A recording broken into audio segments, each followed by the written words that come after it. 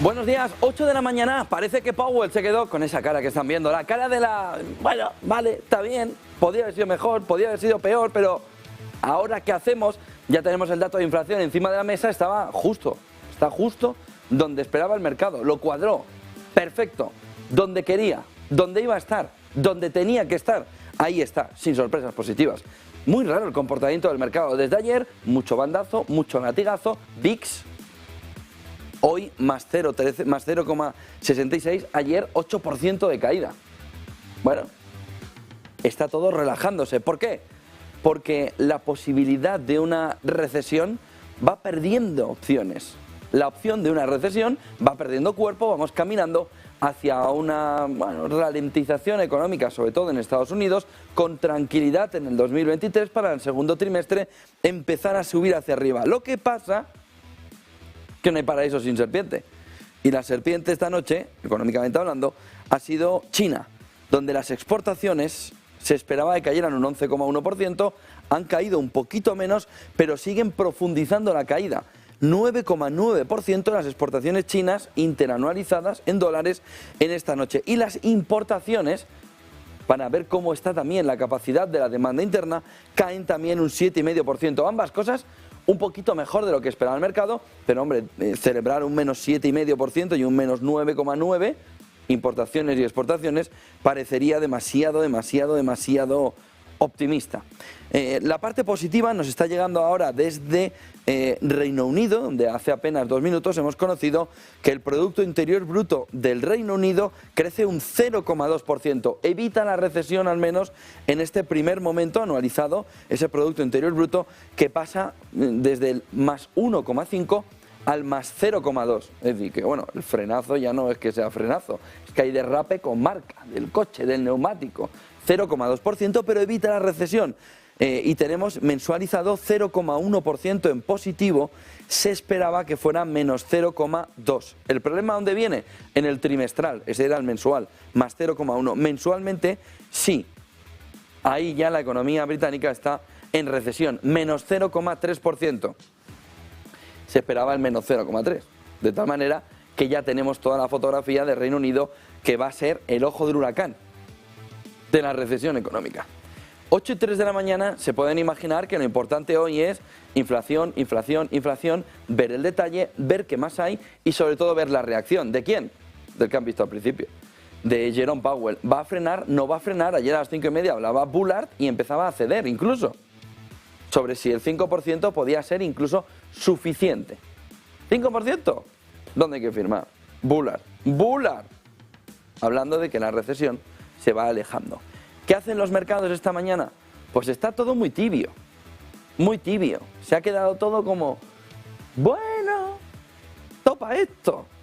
Pues topa esto, podría haber sido peor. También el mercado debe entender que si llegan a sacar un 6,8, hoy estamos de festival bajista. Sin embargo, se está encarando hacia ese lugar. Fíjense que estamos por debajo de los 4.000 puntos, que parecía ayer en el arranque final, ¿no?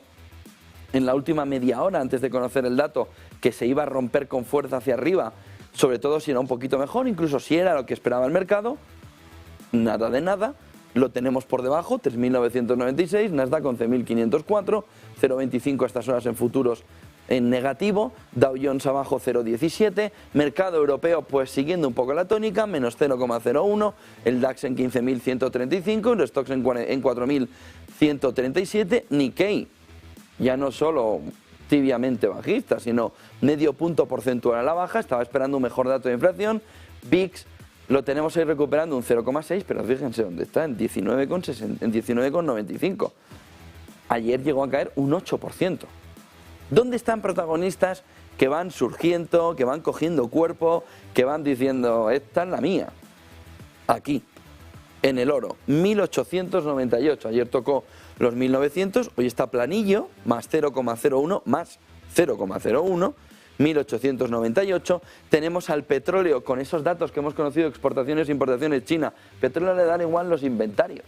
Ayer salieron los inventarios de Estados Unidos, que es otra de las claves fundamentales del día, en el que dice Estados Unidos 19 millones de barriles de petróleo. Bueno, eso, si no saben en cuanto a contexto de qué es eso en el mercado del petróleo, es una auténtica salvajada. ¿Hasta qué punto? Ayer presentó Estados Unidos que tiene almacenados tantos barriles de petróleo, porque no se los compra nadie, porque no hay demanda, como en el coronavirus. 19 millones de barriles de petróleo. ¿Qué tendría que haber hecho el mercado ayer? Darse un guantazo descomunal. ¿Y haber caído a dónde? Pues dicen los analistas, al entorno del 75 el Brent, al entorno del 70 el West Texas. Pero el inversor de petróleo ayer no estaba pendiente de los inventarios, estaba pendiente de China.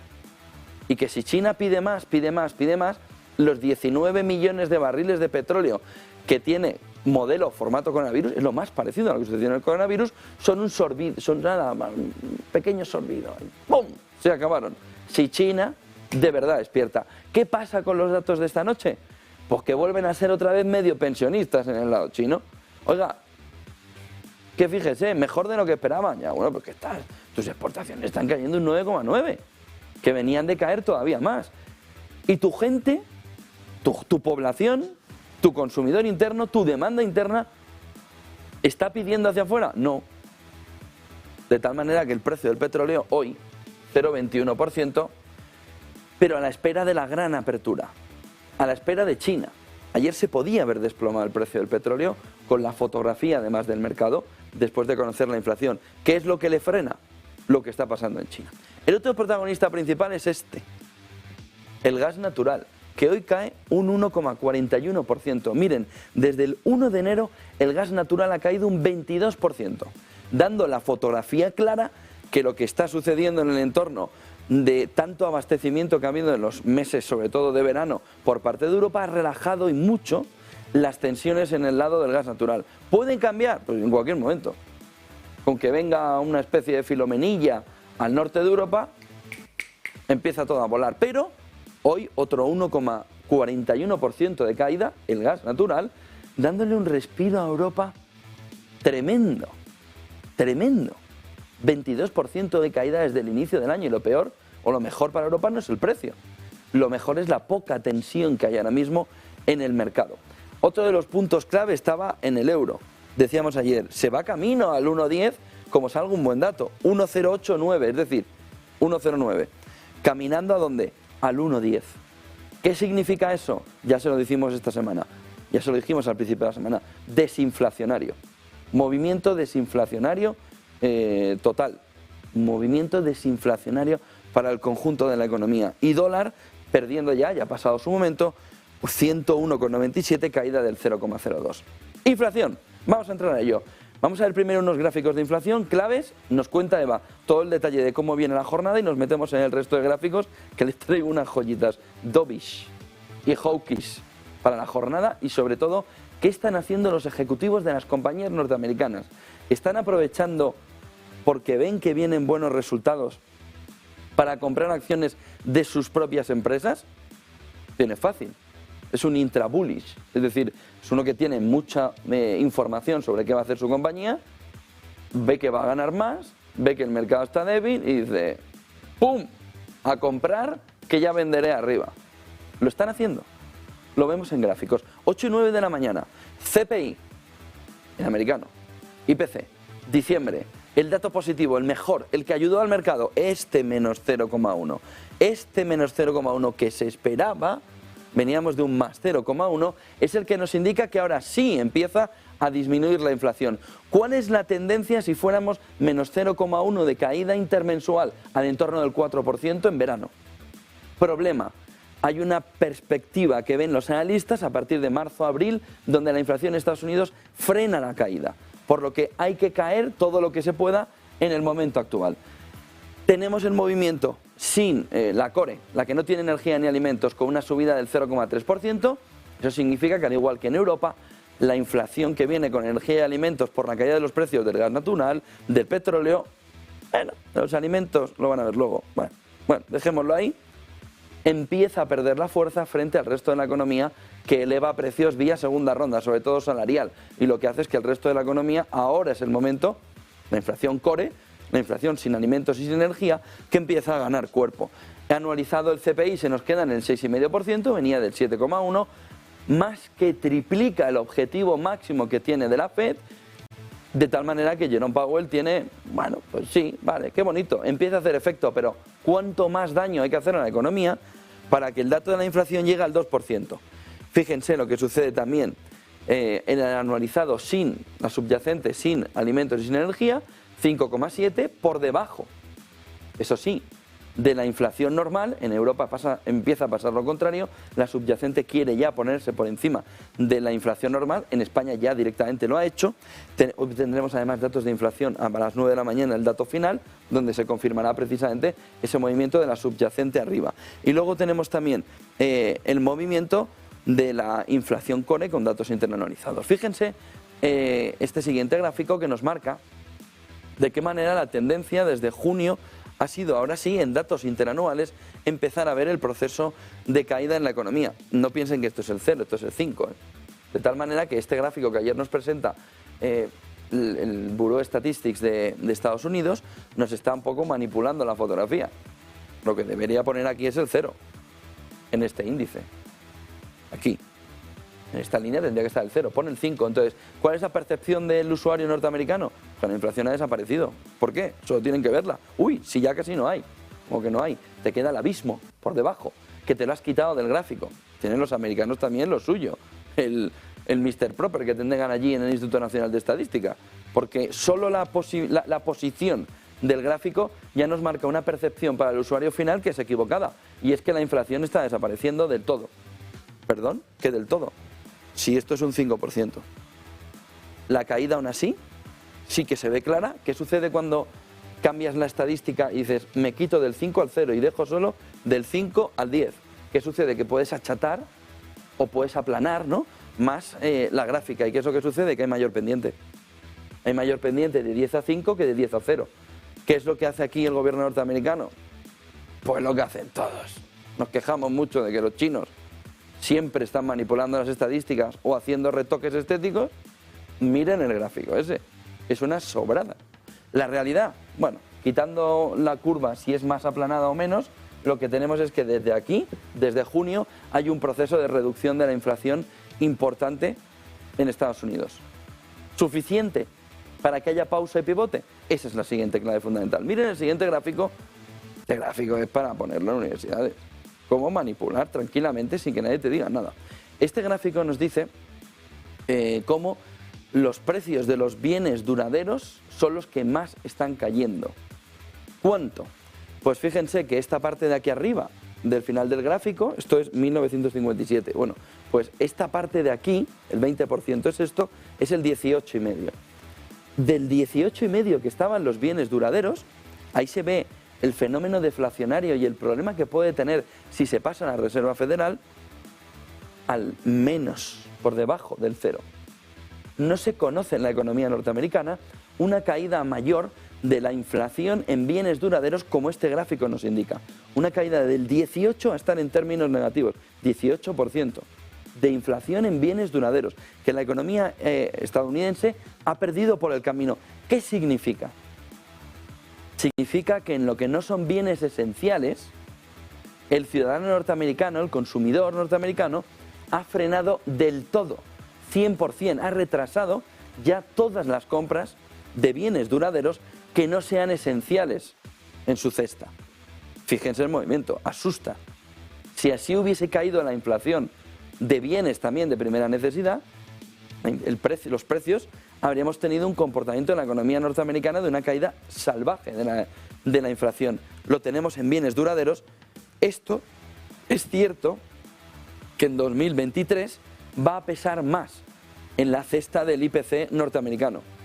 De repente se han dado cuenta que tiene que tener una mayor visibilidad. ¿Qué es lo que va a suceder? Pues viendo el comportamiento, este va a ser un claro fenómeno desinflacionario en el futuro dato de IPC que vaya presentando en 2023 el gobierno norteamericano. Pero es una salvajada, eso es más del 18%, casi el 20, 18,7% cayendo a negativo. Miren el siguiente gráfico que nos marca esta mañana la fotografía, cómo en diciembre, en enero, en febrero, llega la guerra, marzo, ya había un fenómeno inflacionario. Ya venía con un fenómeno inflacionario. La economía norteamericana tiene la fiebre, sobre todo del inicio de la guerra de Ucrania y cómo le afecta económicamente, y a partir de ahí, en términos mensuales, salvo septiembre y octubre, el movimiento ha sido de estar aplanado. Incluso si cogemos este escenario, sería exactamente igual que este. Si sumamos además febrero, significa que en el conjunto del año ha pesado más enero, febrero, diciembre, enero, febrero, en los 12 meses, que septiembre, octubre, noviembre, diciembre e incluso agosto y julio.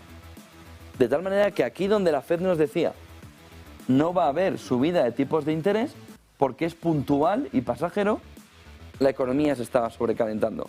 Error fatal.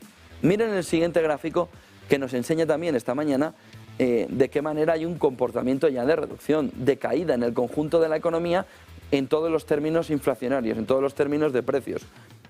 Tenemos que irnos a 2020 para ver un momento COVID en el que los precios caen. Han caído ya, desinflando el movimiento alcista que ha tenido la inflación. ¿Dónde buscamos otros momentos?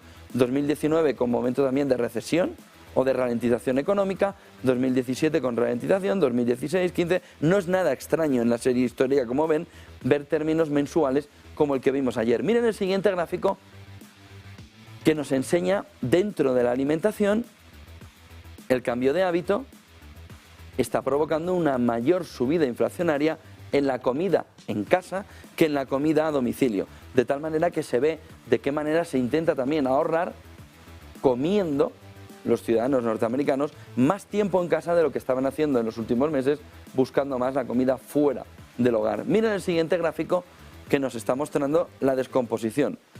El dato, el 6,5 famoso, alimentos, por eso les decía energía y alimentos, y decía, bueno, alimentos, está así, alimentos muy por encima, más del 10%,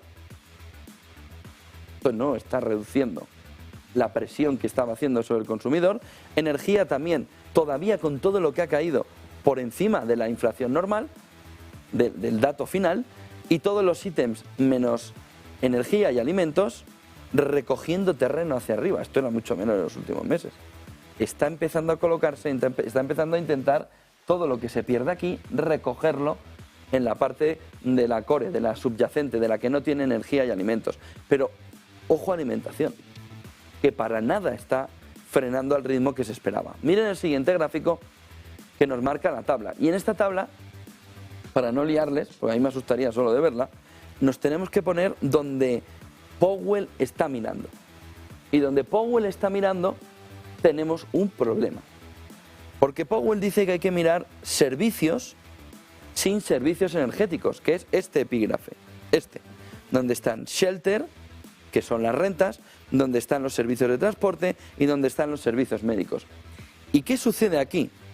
En los servicios estos menos servicios energéticos, que el dato es de un 7%, el total, pero que tenemos una subida del 14,6%, por ejemplo, en los servicios de transporte, que tenemos una subida en rentas del 7,5% y que solo los servicios médicos están ya por debajo de la inflación, 4,1%.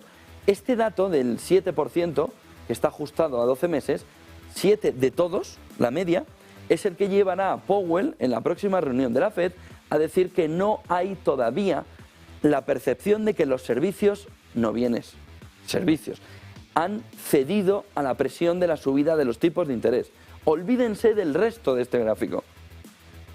No sirve prácticamente para nada una vez que vemos el dato del 6,5%. Lo que Powell está mirando es ese 7%. Lo que Powell nos dijo en la última reunión es que hasta que los servicios no cedieran, el movimiento de subida de tipos no puede dejarse. Porque hay que atacar a ese 7%. Sobre todo si vemos que una de las partidas sigue estando por encima del 14%, que es esta, servicios de transporte. Por lo que, claro, cuando llega ayer el dato del 6,5%, llega ese movimiento de bajada primero, luego ese movimiento de subida, no corresponde con ninguna razón normal, sino que todo el mundo se pone nervioso cuando ve el dato, cae y a partir de ahí recupera. ¿Qué es lo que sucede cuando ya empiezan a ver los analistas? Que dicen el dato Powell, el dato que Powell va a decir aquí podemos hacer la pausa, sigue disparado. Sigue estando en el entorno del 7%. Luego es verdad que tienes datos arriba que asustaron. Datos arriba con una potencia muy fuerte. Por ejemplo, el del fuel oil. 41,5% interanual. Pero el que le preocupa a Powell es el de los servicios. Y ahí estamos fastidiados. De ahí que el inversor dijera, sí, pero es que este hombre va a volver a encontrar razones para querer seguir metiéndole golpe hacia arriba a los tipos de interés. Por lo que fotografía total de esa inflación medio pensionista. Bien porque el dato se ha cumplido, el del menos 0,1, el del 6,5%, todos los datos que esperaban los analistas bien, pero este dato de servicios se nos cuela por la puerta de atrás para darle una esperanza a Powell, a ese Powell halcón, para seguir subiendo tipos de interés, al menos en las dos próximas reuniones, aunque sea 25 y 25. Luego entraremos en el debate que ya hay en la Reserva Federal para intentar ver de qué manera se puede alinear. Ahora ya las posiciones están muy enfrentadas. Bullard por un lado y toda la parte más dovish, donde Harker ayer intentó liderar con ese movimiento de solo ya es suficiente con 25 puntos básicos. ¿Qué dijo Biden sobre todo esto? Pues hombre, ya que había pasado el Mr. Proper, ya que había pasado el algodón por el primer gráfico que hemos visto, achatando para que se viera que el descenso de la curva era mucho mayor del que se esperaba, pues tenía que salir a cantar victoria. Biden ayer. Today's inflation numbers are good news about our economy. We have more work to do, but we're on the right track. We're seeing bright spots across the country where great things are happening. Roads and bridges are being built. Factories are coming online. People back to work again. Families breathing a little bit easier. That's why I can honestly say, you've heard me say this before, and I mean it from the bottom of my heart, I've never been more optimistic about America's future than I am today. We just have to remember who in God's name we are. You've heard me say it many times. This is the United States of America. There's nothing beyond our capacity. Ahí está Biden, dando ese tono ya positivo sobre el dato de inflación. Ese puede ser el siguiente error de Biden. Ese puede ser el siguiente error de Biden. El de estar ya pensando que todo ese mal sueño ha terminado. ¿Qué ha pasado? Está muy lejos de la economía marcharse la inflación. Triplica, más que triplica el objetivo de la Reserva Federal, pero sobre todo es que no es verdad. El ciudadano sabe perfectamente que la presión inflacionaria que tiene sobre sus espaldas es mucho más salvaje que un simple 6,5%. El siguiente error de Biden puede ser meterle estímulo a la economía, elevando otra vez la inflación como sucedió en el 73, 74, en el 79, en el 82, etcétera, etcétera. La tentación del político siempre está en esto, en quedar bien. ¡Ah, qué bonito! ¡Mira qué guapo! ¡Mira qué majo! Nos ha puesto ahí, ya ha quitado la inflación, y cuando de repente vuelva el fantasma de la inflación, vuelva el dragón de la inflación, lo hará con un golpe mucho más fuerte. Puede ser el último error fatal contra la inflación que pueda cometer Biden. Ese mensaje de ayer es muy peligroso, hasta tal punto que ya lo conocía probablemente Powell, y por eso al día anterior dijo que los políticos se alejen, porque hay que tomar medidas que van a hacer daño a la población. Como han visto, el mensaje de Biden de daño tiene poco, el mensaje de alegría y le faltó salir ahí a celebrarlo. 5 claves muy marcadas, las hemos tratado sobre todo la mayoría en estos gráficos, pero para resumir por dónde va a ir el día en una jornada como la actual, donde hemos conocido que Reino Unido en términos trimestrales está cao, menos 0,3%, lo hemos visto hace 24 minutos, la inflación va a seguir marcando, se modera, pero da opciones a la Fed para moderar subida de tipos de interés, pero no para iniciar la pausa todavía, y mucho menos el pivote. La división se instala en la Reserva Federal, ya se ve que se apunta por un lado a la pausa a la parte más dovish, pero que Bullard, que ayer apareció, no le parecía tan malo. Parar y ver en el 5%, pero parar y ver, hacer una pequeña pausa, no significa dejar ya el movimiento de subida de tipos de interés en el 5%. Bullard ayer siguió insistiendo que el movimiento tiene que subir. ¿Hasta dónde? 5,75 es innegociable para la parte dovish de la Reserva Federal, es decir, un entorno del 6%. Ir hasta el 7% es lo ideal para ese entorno dovish, incluso en lo actual. ¿Por qué? Porque consideran que aunque, dijo ayer Bullard, que aunque se pueda percibir en la pausa que los fenómenos inflacionarios empiezan a despejarse, sigue quedando un trasfondo inflacionario que en cuanto se relaje lo que hace es aparecer y pone la regla del 7% que contamos ayer. Solo cuando estás muy por encima, marcando un gap de tipos de interés frente a la inflación, esta baja de verdad de una manera muy acelerada. Por lo que la pelea ahora ya no va a ser tan fácil como en las últimas reuniones en el que había consenso en todo. En esta reunión puede ya no haber consenso, lo más normal es que sí que haya, pero a partir de no esta, sino la siguiente, el consenso va a saltar por los aires. Ya no va a haber manera de poder poner en el mismo barco, todos unánimemente, Dovish y Hawkish en la Reserva Federal.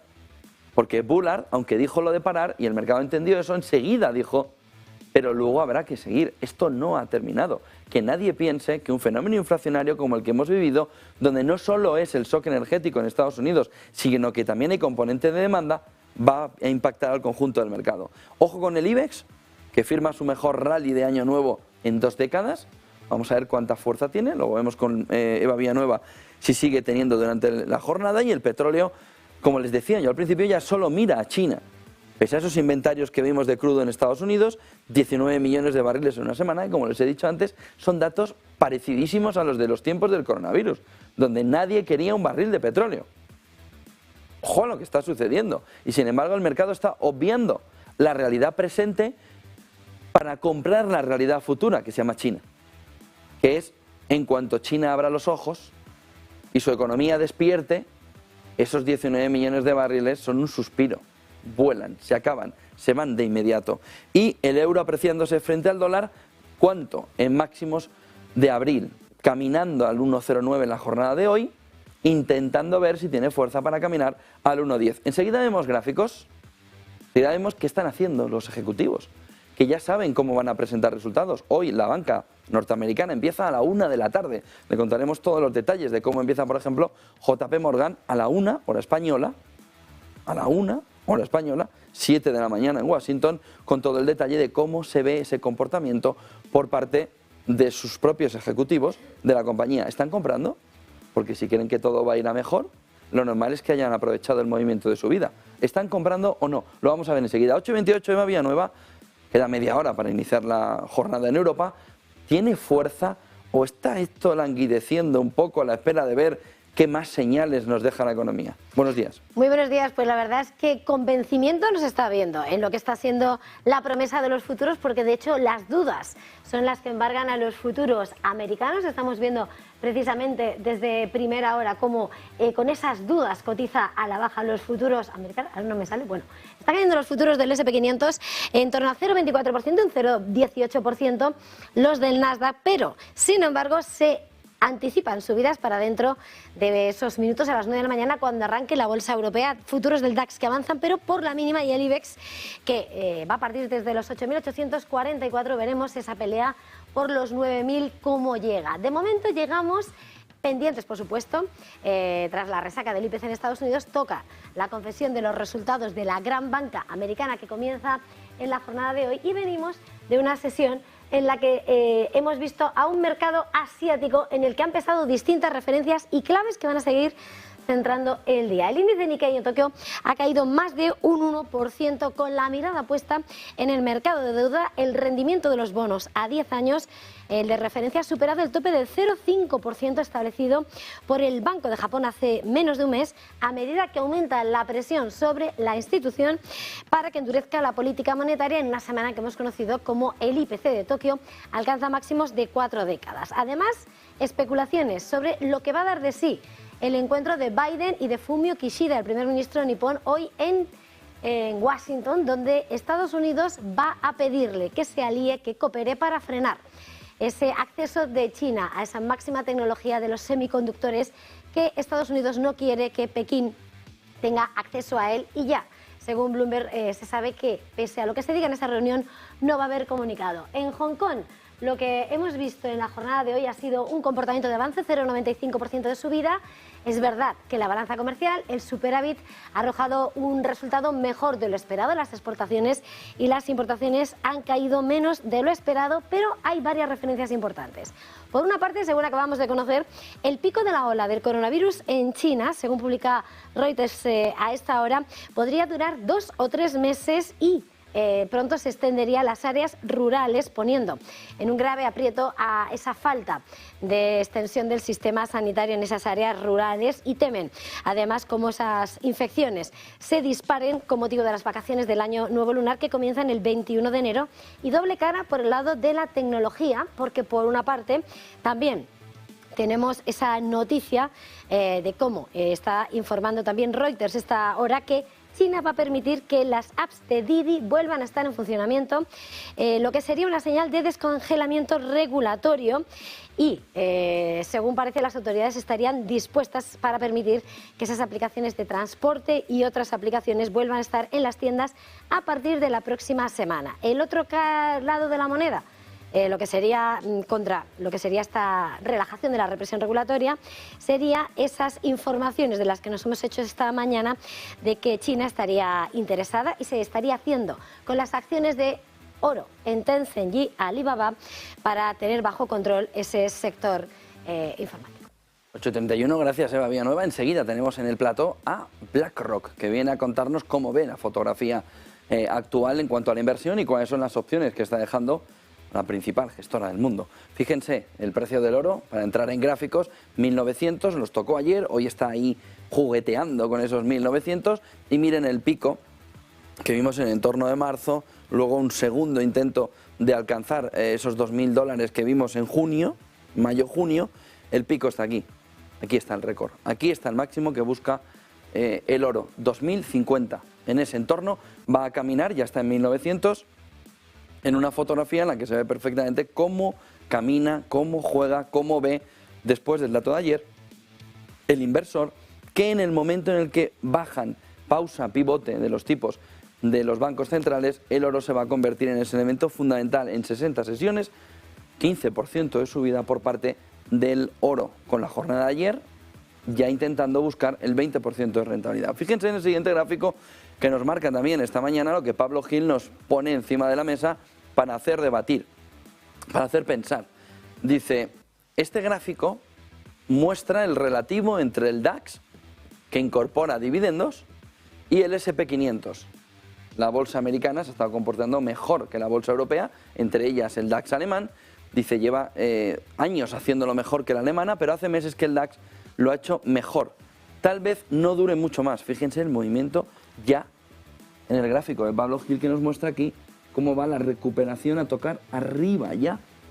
En esa diferencial, en esa comparación, la bolsa alemana frente a la bolsa norteamericana, la estadounidense, el movimiento de pérdida del DAX frente al S&P 500, el movimiento de recuperación suficiente, aguantará, cambio de ciclo, va a romper eso, va a ser una de las claves para intentar entender si vuelve el flujo de dinero a Europa o retorna a Estados Unidos. Es decir, si se centra en Europa y deja la tendencia de los últimos años, o si ese ha sido simplemente un movimiento, como hemos tenido otros, más laterales, de vuelta al mercado americano. Fíjense en el siguiente gráfico, que nos marca lo que les estaba comentando. ¿Qué están haciendo los principales directivos que tienen la información de sus propias compañías y que pueden hacer de esto, de insider buying? Es decir, pueden estar dentro de la compañía viendo que es el momento, porque van a venir mejores resultados, de entrar a comprar para cuando vengan los mejores resultados, la cotización haya subido, pero ellos hayan comprado abajo. Bueno, es una manera de llamar información privilegiada, pero bueno, aceptada por el sistema. ¿Qué es lo que están haciendo? No comprar. Aquí estamos viendo en azul el S&P 500, en verde lo que están haciendo los principales ejecutivos, haciendo ese famoso insider buying, que sirve para muchos inversores para decir, ahora, porque si estos que tienen más información compran, ¿por qué no compro yo también? Y lo que estamos viendo es que el mercado está aquí arriba, fíjense lo que estaba sucediendo a inicios de 2022, compra salvaje por parte de ellos, finales del 21, inicios del 22, llega la guerra de Ucrania, se ralentiza, pero es que llega el final del 2022, llega toda la percepción de que vamos a una recesión, llega el movimiento de subida de tipos agresivo por parte de la Reserva Federal, y lo que tenemos en estos momentos es que esos directivos han dejado de comprar.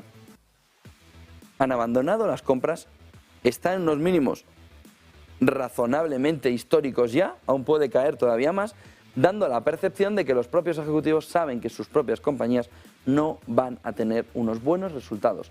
Y entonces, con la caída del beneficio por acción, caerá la cotización de la compañía y, por tanto, no es el momento de comprar. ¿Cuándo será el momento de comprar? Pues precisamente cuando se hayan presentado los resultados, el mercado vea que las compañías no van tan bien como se esperaba, caiga la cotización y ahí verán cómo otra vez el insider buying entra a jugar. Los propios ejecutivos comprando acciones de sus propias compañías cuando haya un deterioro de la cotización. Ahora no es el momento. Tontos no son, si no, no habrían llegado hasta ahí. De tal manera que lo que nos están mostrando esos propios ejecutivos que ven muy bien cuánto van a ganar las compañías es que no se toca ni un céntimo de la empresa, su propia empresa, comprando acciones. Que no se compran acciones de su propia empresa, dando una fotografía peligrosa hacia los beneficios empresariales que vayamos a conocer hoy en Estados Unidos a partir de la 1 de la tarde, en España, cuando se lanza la campaña de resultados en Estados Unidos con los resultados de JP Morgan. Miren el siguiente gráfico, pero ojo con el anterior, que nos marca cómo los mercados en China ya están batiendo, en este gráfico de Bloomberg, a lo que ha estado haciendo el mercado americano. Tenemos en rojo el S&P 500, fíjense que es todo 2022 hasta enero del 2023, frente al MSCI China y normalizado desde enero del 2023, del 2022. Es decir, usted aquí decide que invierte en un lado o en otro, o invierte en los dos. ¿Qué ha sucedido en el año? Usted ha mantenido la inversión, Uy, qué mal va China. Uy, China se recupera. Uy, China vuelve a ir mal frente al mercado americano. Joder, va mucho peor, va mucho peor, va mucho peor.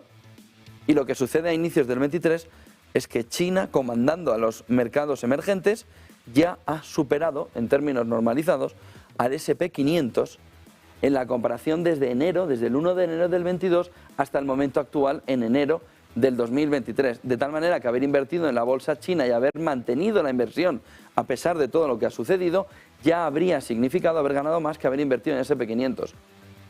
No es poco, ¿eh? Ojo al movimiento del S&P 500 de fortaleza o no, sobre todo relativa frente a los emergentes, que son la gran apuesta de casi toda la banca privada. Cada vez que les hemos presentado un outlook, todos dicen emergentes, emergentes, emergentes, emergentes, y empieza a darles la razón con ese comportamiento de la bolsa china, dándole el sorpaso ya a la bolsa norteamericana. Miren el siguiente gráfico, que nos marca también cuánto de los tipos terminales ha cambiado después de la reunión de ayer. Nada. Fíjense que se sigue esperando todavía un tipo efectivo que esté más arriba del 5%, poco más, pero en el 5,15, 5,10, 5,20, y unos tipos de interés, fondos federales, que estén caminando ya hacia el 4,5% para luego ver de qué manera se van a posicionar por encima del 5%. No ha cambiado la fotografía después de la reunión de ayer. Sí se ha afianzado que los tipos van a ir a estar un pelín por encima del 5% del tipo efectivo, según dijo Harker, parte dovish, fíjense en el siguiente gráfico de la Reserva Federal, de la parte más dovish, no la más, pero de los más dovish, se intenta ver de qué manera se tiene que ir al 5%. Creo que nos queda un gráfico que nos refleja dónde se van a posicionar después de la reunión de ayer los miembros de la Fed. Ayer escuchamos a Bullard incluso ceder un poco, es la parte más halcón de la Reserva Federal, junto con Mester de Cleveland, y luego cuando escuchemos, va a ser muy importante, a Kashkari y a Barkin, aunque Bowman y Waller yo creo que no tienen mucho que hablar en los próximos días, no tienen comparecencias, pero sí Barkin y Kashkari van a dar declaraciones junto con Mester, ya las hizo ayer Bullard, de cómo ven la fotografía de los tipos. Aquí está Powell, que va a aguantar hasta 2028 como premio. Aquí está Jefferson, porque aquí tienen todos los tiempos.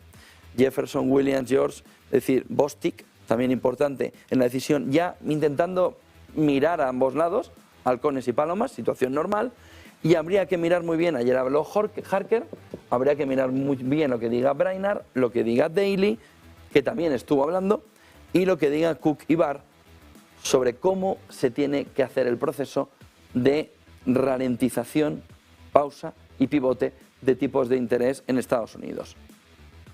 Hoy es inflación, inflación, inflación. Solo el petróleo puede cambiar la fotografía. Y solo China, a través de un movimiento que hemos visto de importaciones y exportaciones, nos puede cambiar algo el foco. Pero esto es inflación, inflación, inflación e inflación. El mercado va a estar mirando eso y a la una, resultados empresariales. Ojo con lo que puede suceder alrededor de ese dato también de resultados de JP Morgan a la 1 de la tarde. Enseguida vemos también cuáles son las claves de esta apertura del mercado en Europa.